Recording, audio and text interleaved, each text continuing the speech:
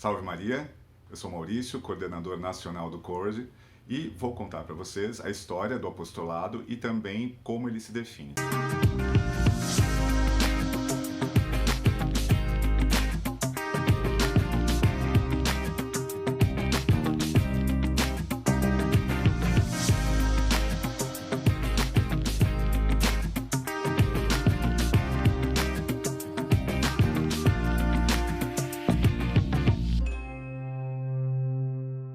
Na década de 60, ocorreu a famosa Revolução Sexual. Também pode-se falar que os homossexuais também começaram a ficar um pouco mais em evidência nessa época, principalmente depois da revolta de Stonewall, em Nova York. O que aconteceu dentro do catolicismo também nessa época? Em decorrência da Revolução Sexual, dois trabalhos foram fundados na década de 70 dentro da Igreja Católica. O Dignity, Dignidade, e o New Ways Ministry, Ministério Novos Caminhos. Esses trabalhos, apesar de se dizerem católicos, não eram muito ortodoxos. Aliás, não são, porque eles ainda existem. Eles dizem o seguinte, que uma pessoa com atração pelo mesmo sexo, designando-a como gay, ou utilizando aquela terminologia LGBT, ela tem direito a ter um par do mesmo sexo, contrariando o que ensina a doutrina da igreja e também dizendo que essa doutrina está atrasada e ela deve mudar, que há erros na doutrina. Ocorreu então, especificamente na Diocese de Nova York. Algumas pessoas com atração pelo mesmo sexo recorreram ao cardeal Terence Cook e falaram de suas preocupações, que elas não tinham apoio para viver a castidade como a igreja pedia. E o que seria possível fazer? O cardeal, no seu cuidado apostólico, procurou um padre chamado Benedict Groeschel, dos franciscanos da Renovação, e sabia que ele tinha contato com outro padre que tinha um trabalho apostólico próprio, o padre John Francis Harvey, que é um dos nossos fundadores. Nós consideramos essas três pessoas, o cardeal Terence Cook, o padre Benedict Groeschel, e o padre Harvey, nossos fundadores. O principal, o padre Harvey. Ele pediu então que o padre Benedict entrasse em contato com o padre Harvey para começar algum tipo de trabalho na diocese que ajudasse as pessoas com atração pelo mesmo sexo. E o padre Harvey aceitou esse encargo e o que eles fizeram? Eles colocaram um anúncio em jornal na época, porque não havia internet, as pessoas escreveram para uma caixa postal e dali eles combinaram, fizeram algumas entrevistas e viram quem seriam os primeiros a participar da primeira reunião do Courage. No dia 26 de setembro de 1980, que é a data que consideramos de nossa fundação, é o nosso aniversário, este ano o Courage vai fazer 40 anos, ocorreu a primeira reunião no santuário de Santa Anne-Marie Seton, que é uma santa norte-americana, e as pessoas se reuniram e debateram sobre assuntos relativos à atração pelo mesmo sexo, ao que elas deveriam procurar para poder viver a castidade como pede a igreja. As reuniões prosseguiram durante o tempo e logo os membros começaram a pensar, poxa, qual vai ser o nome do nosso apostolado? O que nós teremos como metas dentro desse apostolado para nos dar realmente apoio para vivermos a castidade como pede a igreja? Eles chegaram, depois de alguns debates até um pouco engraçados, ao nome coragem, a virtude necessária para se enfrentar o mundo de hoje, para realmente se poder praticar a virtude e não responder aos apelos sexuais que o mundo apresenta para todos, mas muito intensos para as pessoas com atração pelo mesmo sexo. E também desenvolveram aquilo que nós chamamos de nossas 5 metas. As 5 metas que são viver a castidade como ensina a Igreja Católica, a segunda meta, a meta da oração e da dedicação, ou seja, viver uma vida espiritual intensamente católica e também o serviço ao próximo. O homossexual, a pessoa com atração pelo mesmo sexo, deve sair de si para, de certa forma, suprir sua carência afetiva e também poder estar a serviço, porque muitas vezes ela vai viver um celibato no mundo, e ela terá tempo para dedicar ao próximo.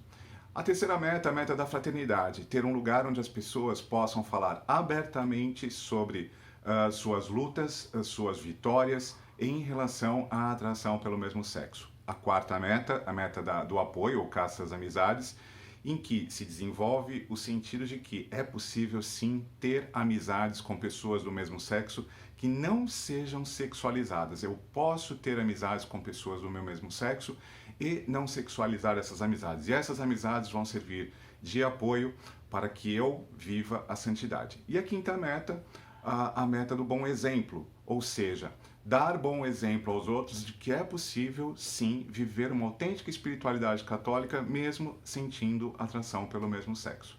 O Courage é um grupo, é um apostolado de apoio espiritual, não é um apostolado terapêutico. Não há a meta de se desenvolver atração pelo sexo oposto. Isso não é um requisito colocado pela Igreja. A Igreja pede, no catecismo e em seus documentos, que a pessoa com atração pelo mesmo sexo viva a castidade e procure uma vida santa. Com o passar do tempo, o Courage foi se expandindo pelos Estados Unidos. Ele foi acompanhado de perto pelo Papa Emérito Bento XVI e por São João Paulo II, que, na década de 90, disse: o Courage está fazendo o trabalho de Deus. O Courage tem status canônico? Sim. O Courage é uma associação pública clerical de fiéis. Ele está sediado na Diocese de Bridgeport, nos Estados Unidos, e é aprovado canonicamente pela Igreja. Em 1994, a Pontifícia Comissão para a Família emitiu um protocolo recomendando o Courage como um apostolado da Igreja Católica que auxilia as pessoas com atração pelo mesmo sexo a viverem a castidade. Então, o Courage, na realidade, é o único trabalho apostólico dentro da Igreja criado para especificamente apoiar pessoas com atração pelo mesmo sexo a viverem a castidade, tanto homens quanto mulheres. É importante também dizer que o Courage não é ligado especificamente a nenhuma outra comunidade, congregação dentro da Igreja. O Courage é independente, é um apostolado independente na Igreja. Por quê? Porque nós recebemos pessoas de todas as variantes eclesiais. Então, digamos, nós recebemos pessoas que podem vir da comunidade X, da congregação tal, do trabalho tal. Então, nós recebemos a todos. Por isso, nós não somos ligados especificamente a nenhum grupo católico. Também nós temos uma espiritualidade própria, que é a dos escritos de São Francisco de Sales. Nosso fundador, o Padre Harvey, ele era dos Oblatos de São Francisco de Sales. Por isso utilizamos muito os escritos deste santo, doutor da Igreja, que falam sobre as virtudes a serem praticadas pelo leigo católico no dia a dia, como atingir a santidade praticando essas virtudes no dia a dia. Também temos uma grande devoção ao Sagrado Coração de Jesus e temos alguns santos padroeiros. O santo padroeiro do Courage é São Carlos Luanga. O santo padroeiro do Encourage, que é uma vertente de nosso apostolado, são os santos, aliás, que são os padroeiros do Encourage, são Santa Mônica e Santo Agostinho. O Encourage é a vertente de nosso apostolado que oferece apoio para aquelas pessoas que têm um ente querido com atração pelo mesmo sexo e não sabem como lidar com a situação, precisam de um apoio da Igreja para realmente mostrarem ao seu ente querido que não vão abrir mão de seus princípios católicos, mas o amarão incondicionalmente. Por ser um apostolado da Igreja Católica, o Courage, para funcionar numa diocese, necessita da aprovação do bispo local, que vai indicar um sacerdote que possa acompanhar o apostolado, que seja uma fonte segura de direção espiritual e também de um ministro dos sacramentos, e também necessita de uma certa propaganda dentro da diocese por parte do clero. Por quê? O clero, dentro de suas funções específicas, que sejam, por exemplo, a direção espiritual e a confissão, vão saber quais são os fiéis que necessitarão, que poderão participar do apostolado. Eles poderão indicar para essas pessoas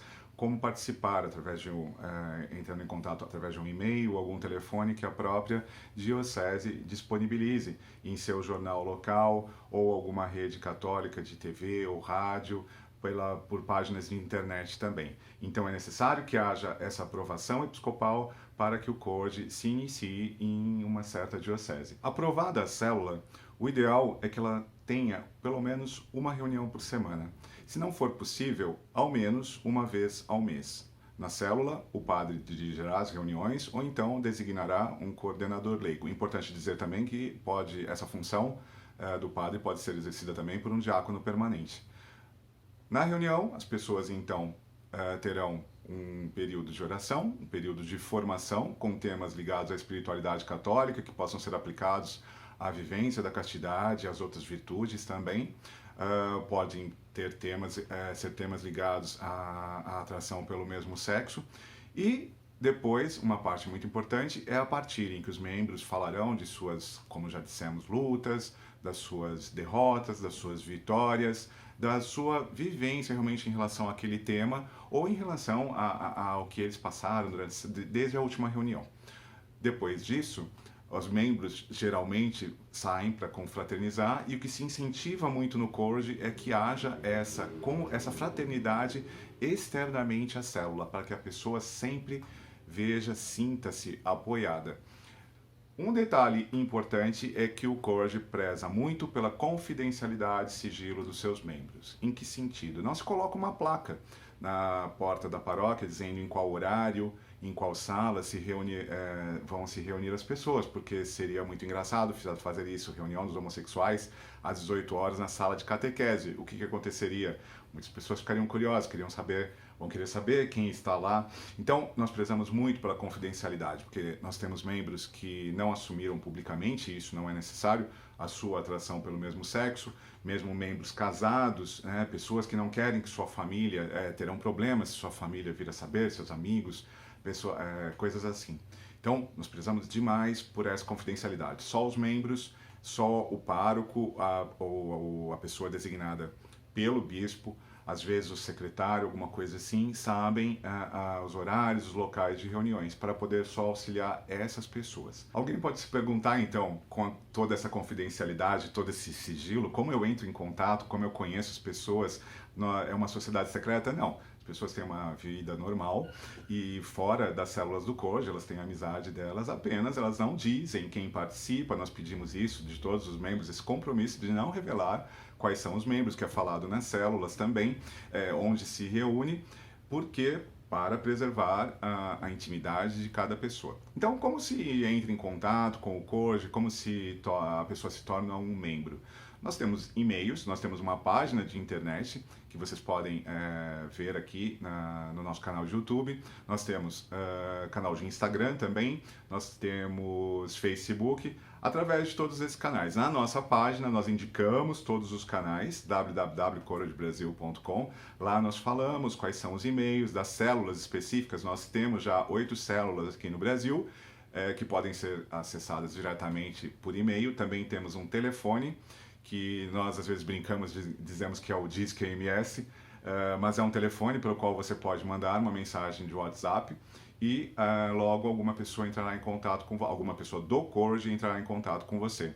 Também temos o canal de Telegram em que vamos dando informações de santo do dia, fazemos de tudo para poder estar em contato com as pessoas. Aqueles que não têm uma célula física, eles também podem participar das nossas reuniões. Como? Nós temos grupos de WhatsApp, um grupo de WhatsApp nacional, em que essas pessoas podem partilhar. Nós sempre fazemos uma entrevista também virtual, vemos se a pessoa é realmente católica, participa, tem uma vida ao menos paroquial, ao menos vai à missa, frequente os sacramentos, ou tem essa intenção de realmente buscar viver a castidade. Temos esse grupo do WhatsApp, então, e também temos todos os domingos uma reunião virtual por meio do aplicativo Zoom.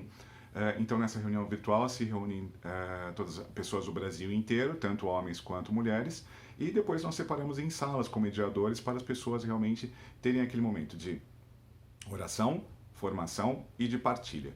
Assim, nós queremos atingir todo o Brasil, formar mais células, ter aprovação dos nossos bispos e ajudar a todos os nossos irmãos a viverem a castidade e, com a graça de Deus, serem santos e irem para o céu. Eu termino por aqui. Este, então, é um pouco da nossa história, da nossa finalidade. Se você quiser saber um pouquinho mais, nós vamos produzir outros vídeos e também aos nossos canais, como eu já disse, de YouTube, de Instagram, de Facebook, o Telegram, o WhatsApp, pelos quais você pode obter mais informações. Não esqueça de curtir a nossa página, também de assinar o nosso canal, de ver as nossas redes sociais e acompanhá-las. Fiquem todos com Deus e salve Maria!